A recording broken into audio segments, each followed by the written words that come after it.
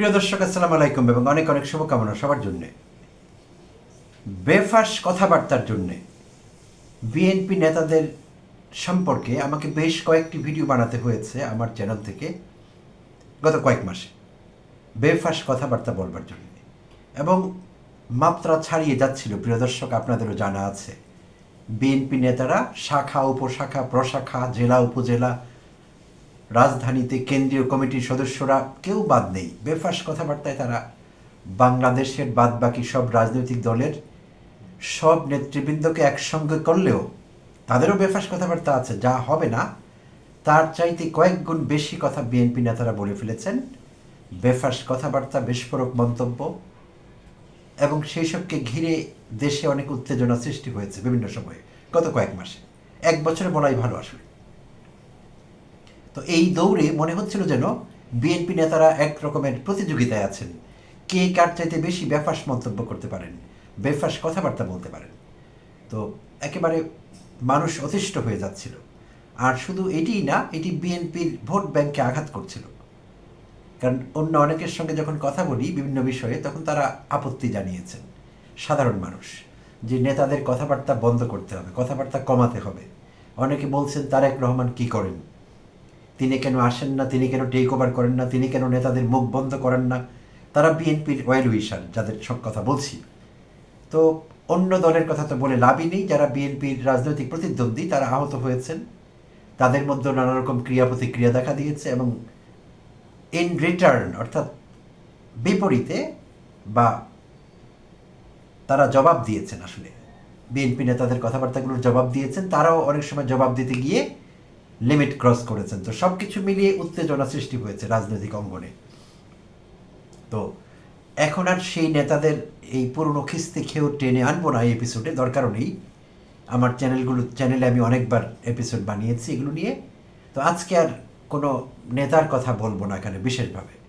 আজকে বলবো একজন নেত্রীর কথা, বিএনপি নেত্রী জনাব ডক্টর নীলুফার চৌধুরী মনির কথা বলবো। থাম্বনেইলে যার ছবি দেখতে পাচ্ছেন আপনারা, ডক্টর নীলুফার চৌধুরী মনি। নীলুফার চৌধুরী মনি জামালপুরের সন্তান। তার সম্পর্কে একটু বলে নেই, যেহেতু তাকে নিয়ে কথা বলতে হবে। অনেকেই তাকে আপনারা চেনেন, জামালপুরের সন্তান। তিনি 1995 সনে ঢাকা বিশ্ববিদ্যালয় থেকে রাষ্ট্রবিজ্ঞানে মাস্টার্স করেছেন। 98-তে ঢাকা বিশ্ববিদ্যালয় থেকে এলএলবি করেছেন।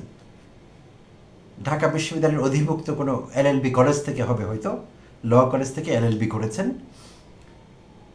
কারণ রাজনীতি করতে গেলে এই ডিগ্রিটি লাগে, সুবিধা দেয় কিছু, নামের আগে পরে উকিল লিখতে পারলে জমে ভালো। তো অনেকেই সেই ডিগ্রিটি নিয়ে নেন কোনো না কোনোভাবে, দরকার নেই তাদের, বাট নিয়ে নেন। উকিল হিসেবে প্র্যাকটিস করেন না, করতে পারেনও না।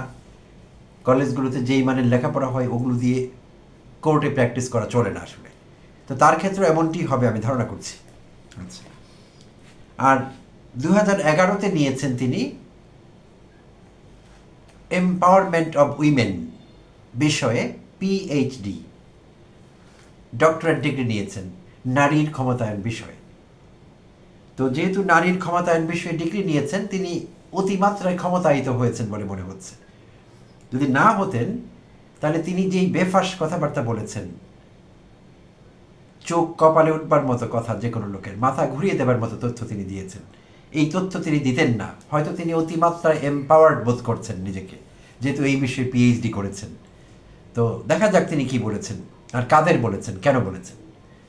গত বৃহস্পতিবার দিন তিনি একটি টিভি চ্যানেলে টক শোতে অংশগ্রহণ করছিলেন, আর সেখানে এই বেফাঁস মন্তব্য করেছেন। প্রিয় দর্শক, আপনাদের মনে আছে দেশ কাঁপানো একটি হত্যাকাণ্ডের কথা। পুরো দেশ শোকে স্তব্ধ হয়েছিল সেদিন, আর সেই দিনটি ছিল 6 অক্টোবর 2019। বুয়েটের ছাত্রদের একটি হলে সেই রাতে হত্যা করা হয়েছিল ট্রিপল ইতে অধ্যয়নরত মেধাবী বুয়েট ছাত্র আবরার ফাহাদকে। নির্মমভাবে অত্যাচার করে তাকে হত্যা করা হয়েছিল সেই 6 অক্টোবর 2019-এর রাতে। আর সেই হত্যাকাণ্ডটি সংগঠিত করেছিল আওয়ামীদের ছাত্র সংগঠন ছাত্রলীগের গুন্ডারা। পুরো জাতি স্তব্ধ হয়েছিল সেদিন। এবং বিষয়টির ভয়াবহতা এত গভীরে গিয়েছিল যে শেখ হাসিনাও বাধ্য হয়েছিল নির্দেশ দিতে যে কারা আবরারকে হত্যা করেছে তাদেরকে আইনের আওতায় আনা হোক। এবং পরবর্তীতে আমরা দেখেছি অনেকেই গ্রেপ্তার হয়েছেন ছাত্রলীগের দ্বারা, এবং একটি বিচার কার্য হয়েছে, তাদের কয়েকজনের কনভিকশনও হয়েছে। তো এইটি প্রতিষ্ঠিত সত্য, এবং যেহেতু আওয়ামী লীগ বিচার করে গেছে, এটি ছাত্রলীগের ছেলেরা এই হত্যাকাণ্ডের সঙ্গে জড়িত ছিল, এবং এই হত্যাকাণ্ডের মাধ্যমে ছাত্রলীগ অনেকখানি দুর্বল হয়ে পড়ে, আওয়ামী লীগ অনেকখানি নড়বড়ে হয়ে পড়ে এরকম একটি হত্যাকাণ্ডের কারণে। এবং বুয়েট কর্তৃপক্ষ সাময়িকভাবে হলেও সেখানে রাজনীতি বন্ধ করতে বাধ্য হয়। তো আরও একটি হত্যাকাণ্ড আমাদের মনে আছে, যদিও এটি এখানে উল্লেখ করা প্রাসঙ্গিক হবে। বিশ্বজিৎ, সনাতন ধর্মের তরুণ বিশ্বজিৎকেও ছাত্রলীগের ছেলেরা জগন্নাথ হলের আশেপাশের এলাকায় কুপিয়ে হত্যা করেছিল। প্রায় সমসাময়িক ঘটনা দুটো। তো যাই হোক, আবরার ফাহাদের হত্যাকাণ্ড প্রসঙ্গে আসি। তো বৃহস্পতিবার টক শোতে আলোচনা প্রসঙ্গে নীলুফার চৌধুরী মনি দাবি করেছেন যে বুয়েটের ছাত্র আবরার ফাহাদকে হত্যা করেছে ছাত্র শিবির। নাউজুবিল্লাহ না পড়ে আমাদের আর কোনো উপায় থাকে না, এমন কথা কেউ কখনো শুনেনি। কারণ এইটি আওয়ামীদেরই প্রতিষ্ঠিত সত্য। তারা বিচার করে গিয়েছে, আওয়ামী প্রশাসন, আওয়ামী বিচারপতি, আওয়ামী উকিল, আওয়ামী পুলিশ অফিসার, তাদের রায়ে, তাদের প্রমাণে, তাদের এভিডেন্সে, তাদের বয়ানে, সব কিছুতে এটি প্রমাণিত সত্য যে ছাত্রলীগ পুরো ঘটনার সঙ্গে জড়িত ছিল। ছাত্রলীগের কর্মীদের, নেতাদের শাস্তি হয়েছে।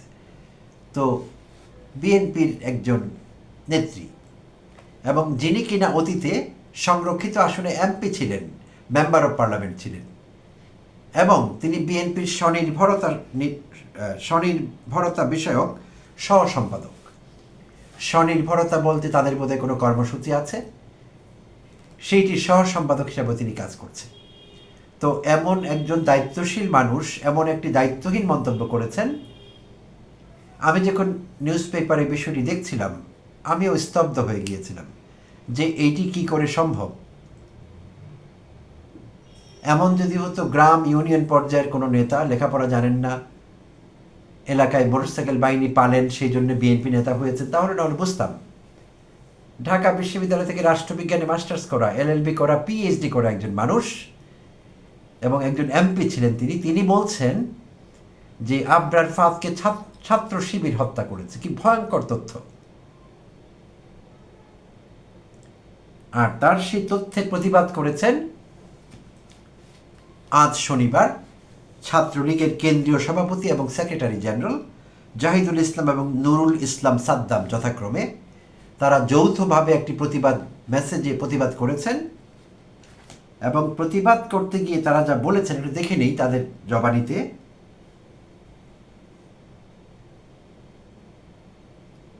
বিএনপির স্বনির্ভরতা বিষয়ক সহ সম্পাদক ও সাবেক এমপি নীলুফার চৌধুরী মনি বৃহস্পতিবার বেসরকারি একটি টিভি চ্যানেল আয়োজিত টক শোতে অংশ নিয়ে দাবি করেন বাংলাদেশ প্রকৌশল বিশ্ববিদ্যালয়ের ছাত্র আবরার ফাহাদকে শিবির হত্যা করেছে। যে বক্তব্য গণমাধ্যম সূত্রে আমাদের নজরে এসেছে, ছাত্রলীগ কর্তৃক বাংলাদেশের সবচেয়ে আলোচিত হত্যাকাণ্ড নিয়ে তিনি যে বক্তব্য উপস্থাপন করেছেন তা শুধু মিথ্যাচারী নয়, দীর্ঘ 16 বছর ধরে বাংলাদেশের মানুষের ফেসিবাদ বিরোধী লড়াইকে অশ্রদ্ধা ও প্রশ্নবিদ্ধ করার শামিল। রাজনৈতিক ও আদর্শিক প্রতিযোগিতায় ব্যর্থ হয়ে ছাত্র শিবিরের বিরোধিতা করতে গিয়ে তিনি মিথ্যাচারের সকল সীমা ছাড়িয়ে গেছেন। আমরা তার এই নির্জলা মিথ্যাচারের তীব্র নিন্দা ও প্রতিবাদ জানাচ্ছি। শিবির নেতারা আরও বলেন, 2019 সালের 6 অক্টোবর বুয়েটের শেরেবাংলা হলে তড়িৎ ও ইলেকট্রনিক্স প্রকৌশল বিভাগের 2য় বর্ষের মেধাবী ছাত্র আবরার ফাহাদকে নিষিদ্ধ সংগঠন ছাত্রলীগের সন্ত্রাসীরা নির্মমভাবে নির্যাতন করে হত্যা করে। আধিপত্যবাদের বিরুদ্ধে কথা বলার অপরাধে তাকে শিবির ট্যাগ দিয়ে নির্মমভাবে হত্যা করে তারা, যা আদালতের রায় দ্বারা প্রমাণিত। শিবির সন্দেহে সনাতন ধর্মাবলম্বী বিশ্বজিৎ সহ অসংখ্য মানুষকে হত্যা ও নির্যাতন করেছে ছাত্রলীগ, যার প্রমাণ গণমাধ্যম ও জাতির সামনে স্পষ্ট। অথচ নীলুফার চৌধুরী মনি ছাত্র শিবিরের বিরোধিতা করতে গিয়ে আওয়ামী লীগ ছাত্রলীগের সীমাহীন অপরাধকে দায়মুক্তি দেওয়ার চেষ্টা করেছেন, যা জনমনে প্রশ্ন তৈরি করেছে তিনি আসলে পতিত ফ্যাসিস্টদের এজেন্ট হয়ে কাজ করছেন কিনা। শুধু তাই নয়, ছাত্র সংসদ নির্বাচনকে কেন্দ্র করে ছাত্র শিবিরের সাংগঠনিক ইমেজ বিনষ্ট করবার জন্য পরিকল্পিতভাবে তিনি সহ একটি বিশেষ চক্র এমন মিথ্যাচারের পথ বেছে নিয়েছেন। তার এই বক্তব্য ঘৃণা ভরে প্রত্যাখ্যান এবং অবিলম্বে বক্তব্য প্রত্যাহার করে জাতির কাছে ক্ষমা চাওয়ার আহ্বান জানান শিবির নেতারা। অন্যথায় প্রয়োজনীয় আইনি ব্যবস্থা নিতে বাধ্য হবেন বলে তারা উল্লেখ করেন। প্রিয় দর্শক, হ্যাঁ, আমরা বুঝতে পারছি সম্প্রতি ডাকসু এবং জাকসু নির্বাচনের পর যেখানে ছাত্র দলের বাজেভাবে পরাজয় হয়েছে, তারা জয়লাভ করতে পারেনি, গোহারা হেরেছে ছাত্রদল শিবিরের কাছে। শুধু ছাত্রদল না, অন্যান্য ছাত্র সংগঠনগুলো আসলে কেউ ভালো করতে পারেনি, তারা শিবিরের সামনে দাঁড়াতে পারেনি কেউ। তো দুটো বিশ্ববিদ্যালয়ে তারা জিতে গিয়েছে অলমোস্ট ফুল প্যানেলে, এবং বাকি বিশ্ববিদ্যালয়গুলো এখন সামনে আছে একেবারে খুবই কাছাকাছি। জাকসু এবং রাকসু, চট্টগ্রাম বিশ্ববিদ্যালয়ের কেন্দ্রীয় ছাত্র সংসদের নির্বাচন এবং রাজশাহী বিশ্ববিদ্যালয়ের কেন্দ্রীয় ছাত্র সংসদের নির্বাচন। তো আশঙ্কা করা হচ্ছে সেগুলো তো ছাত্রদল ভালো করবে না, আশঙ্কা এটি আমাদের। আর সব হিসেব দিকে সেই কথাই বলে। তো এখন এইসব কারণে বিএনপির মন খারাপ, বিএনপি নেতাকর্মীরা একটু আপসেট, তারা একটু চ্যালেঞ্জড কম বেশি। তো সেই জন্যে আপসেটনেস থেকে হয়তো তিনি এমন মন্তব্য করে থাকবেন। কিন্তু এমন মন্তব্য করলে তার নিজের ইমেজও তো প্রশ্নবিদ্ধ হবে, দলীয় ইমেজ তো প্রশ্নবিদ্ধ হচ্ছেই, তার নিজের ইমেজ একজন নেত্রী হিসেবে, নেতা হিসেবে কোথায় থাকছে? হয় তিনি খোঁজখবর রাখেন না, লেখাপড়া করেন না, আপডেটেড থাকেন না, কবে কি হয় এই দেশে সেসব ঘটনা সম্পর্কে তার কোনো ধারণা নেই, না হলে জেনে বুঝে আক্রোশবশত ছাত্র শিবিরের নামে এই মিথ্যা অভিযোগ তিনি করেছেন। দুটোর একটা, আর দুটোর কোনোটাই আসলে একজন নেতার জন্য শোভনীয় না। তিনি যদি মিথ্যাচার করে থাকেন সেটি গর্হিত অপরাধ হয়েছে, যে জন্য ছাত্র শিবির দাবি করেছে তাকে ক্ষমা চাইতে হবে। আমাদেরও একই কথা, ক্ষমা চাইতে হবে তাকে, কারণ কোনো দলের বিরুদ্ধে এমন একটি মিথ্যে বয়ান দেওয়া যায় না, এটি অন্যায়, অপরাধের শামিল। তাহলে মিথ্যে বলে থাকলে ক্ষমা চাইবেন। আর যদি তার স্মৃতিশক্তি তার সঙ্গে বেট্রে করে থাকে, স্মৃতিশক্তি তার সঙ্গে বিশ্বাসঘাতকতা করে থাকে, তাহলে সেইটিও তাকে জানাতে হবে যে আমি আসলে বুঝতে পারিনি, আমার মনে ছিল না, আমার কেন জানি মনে হয়েছিল বিষয়টি এরকম, আমার ভুল হয়ে গেছে, এটি মিথ্যাচার না, আমার স্মৃতিশক্তি আমার সঙ্গে বিশ্বাসঘাতকতা করেছে, তাই আমি এমন একটি ব্যাপার মন্তব্য করেছি, আমি এটি মেন করিনি। তার পক্ষ থেকে একটি অফিসিয়াল অ্যাপোলজি আসতে হবে, না হলে দল হিসেবে বিএনপিও প্রশ্নবিদ্ধ হবে। আর ইতিপূর্বে 1 বছর ধরে বিএনপির অন্যান্য নেতৃবৃন্দ, যাদের বেশিরভাগ কেন্দ্রীয় কমিটির বেফাস বিস্ফোরক মন্তব্য করে নিজেরাও প্রশ্নবিদ্ধ হয়েছেন, দল হিসেবে বিএনপিকে তারা প্রশ্নবিদ্ধ করেছেন এবং অন্য দলের সঙ্গে মুখোমুখি অবস্থানে দাঁড় করিয়ে দিয়েছেন। তো তারা যত কথা কম বলবেন, আগেও বলেছি অন্যান্য কন্টেন্টগুলোতে, বিএনপি নেতারা যত কথা কম বলবেন তত তাদের নিজের জন্য ভালো, তাদের দলের জন্য ভালো। বেশি কথা বলতে বলতে কিন্তু অবস্থা এখন একটা খারাপ জায়গায় এসে পৌঁছেছে। তাই এখনই উচিত তাদের লাগাম টেনে ধরা, তাদের জিহ্বাকে সংবরণ করা, কন্ট্রোল করা এবং কথা কম বলা। সেটি তাদের জন্য যেমনি ভালো নেতা নেত্রী হিসেবে, দল হিসেবে বিএনপির জন্যও ভালো। শুধু বিএনপি না, আসলে অন্য দলের প্রতিও একই আহ্বান থাকবে আমার। নেতৃবৃন্দ যত কথা কম বলবেন এবং অন্য দলের বিরুদ্ধাচরণ যত কম করবেন তত তাদের জন্য ভালো। যার যার কর্মসূচি, যার যার ম্যানিফেস্টো প্রকাশ করবেন, এটি তাদের কাজ হওয়া উচিত। অন্য দলের বিরুদ্ধে খিস্তি খেউর করলে আসলে নিজের ভোট ব্যাংকে আঘাত লাগে এবং ভোট ব্যাংক দুর্বল হতে থাকে ক্রমশ।